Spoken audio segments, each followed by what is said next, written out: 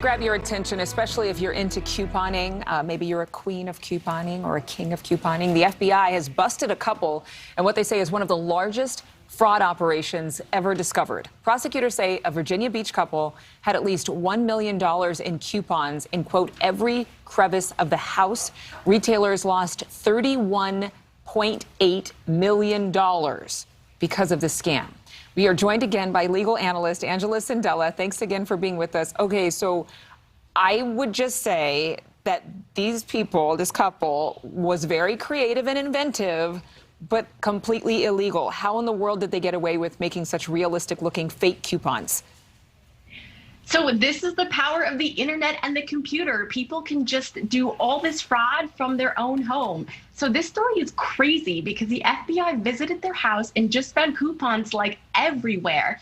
And the way that this woman did it was she created a private Facebook group and sold coupons to people by referral only and received digital payment in response. And she actually didn't even use the coupons herself. She just created them on her computer by making fake barcodes that scanned perfectly. Also, I think of interesting note is that her husband, her spouse, is also going to prison for 7 years for mailing the packages. Oh my gosh, just for mailing them. It's like your honey-do list. Off of them. Well, yeah, he definitely was going shopping, too. But how come they didn't set off any alarms when they went? I mean, these coupons were being used at stores everywhere, and retailers had no idea. So the FBI says here that checkout employees actually have no obligation to question coupons and are told not to.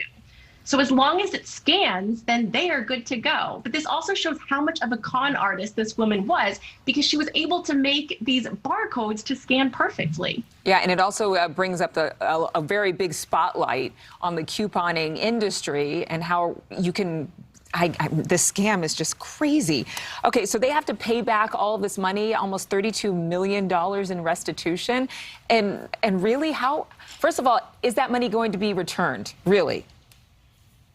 I mean, I think it's unlikely. I can't imagine they actually have that money. So note that the $32 million is the money that they took, or that they took from corporations, but it's not actually their profit. So they only profited about $1 million. And it's unlikely that that money is really retrievable. Oh, my goodness. Okay, so who are the real victims here? Is it customers? Is it these corporations? Is it both?